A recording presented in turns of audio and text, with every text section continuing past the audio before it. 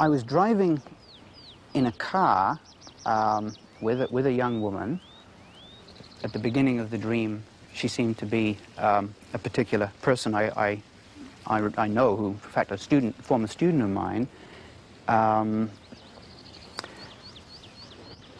the central part of the dream involved an episode where I could look out through the top of the car, it was at night, and see the whole dome of the sky very vividly. And the stars seemed to be extremely close. I could see them not as points of light, but as spheres, as solid spheres. And I could make out all kinds of details, such as the rings on planets like Saturn and Jupiter, which one wouldn't normally see.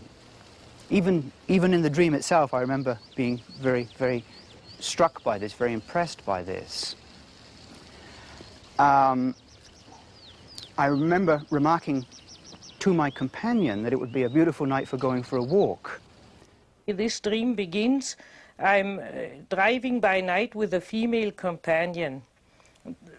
Therefore, he is not at home, he's not in his professional situation at the university, he's not milling around in a pub with other people, he is driving at night with a female companion. And there one could then ask him, how does one feel in such a situation? That's a situation where one relaxes, where one puts aside one's daily worries, one is open to nature, one is open to seeing something new, or it depends on the relationship to the feminine companion, what else one has in mind. But it suggests also possibly a love situation, or at least a situation of positive companionship, in contrast to intellectual effort or social amusement or so on. And it is night. Then we have to say, well, ask ourselves, what is it in the night? Again, in the night we are inclined to be more open, more romantic, more reflective, because our attention is not drawn away by telephones and outer things. It is a moment of relaxed reflection in general, where also the feeling and the repressed other sides of the personality come up. And now he looks up to the sky.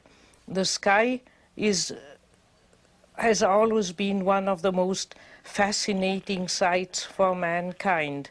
And if we go into the history of mankind, the stars have always been divine figures, gods. Even the Bushmen in the Kalahari Desert see in every star constellation the great hunter or the great god in each constellation. And the stars is the realm where, according to myth, our soul comes from, and where it returns after death. In the stars, and if you think of the history of astrology, and astrology has been spread not only in the West, but also in India, China, and everywhere. In all high civilizations we have astrological traditions. There the stars always served to prognosticate the future, to find out the future not only of a person but of mankind. In China, a whole group of astrologers had to watch the sky day and night and report to the emperor all signs in the sky which were interpreted as relating to the fate of the Chinese Empire. And in a similar way, in antiquity, everything was seen in the sky. Do you feel that the destiny of individuals and societies is related to the constellation in the stars? The constellations in the sky represent the background constellations of great historical events. As if in our deeper unconscious we are not isolated, we are linked up with the whole of mankind. And mankind is dreaming a dream along, which amounts for the changes in politics and religion and everything. If you think only how much the outlook of mankind has changed in the last 30 years, you see how such big collective changes take place. And to look at the sky could therefore be seen, he's looking at the deeper constellations. Constellations comes from the word stella, star, the togetherness of stars, the deeper constellations of collective and of his own personal life. Why does the dreamer try to find the constellation in the stars? He needs an orientation. Where am I in this time? What is my task? And so he looks up to the sky and sees especially this combination of Jupiter and Saturn. Now Saturn, as is well known, is an evildoer. Scorpions, serpents, the donkey and so on belong to his realm. He is a dark, destructive spirit.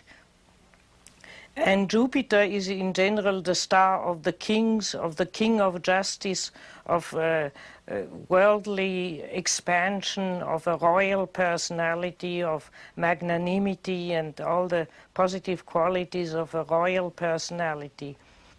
So what the dream tells the dreamer is that when he looks for the constellation of time and naturally also of his own life, there is a combination of extreme opposites.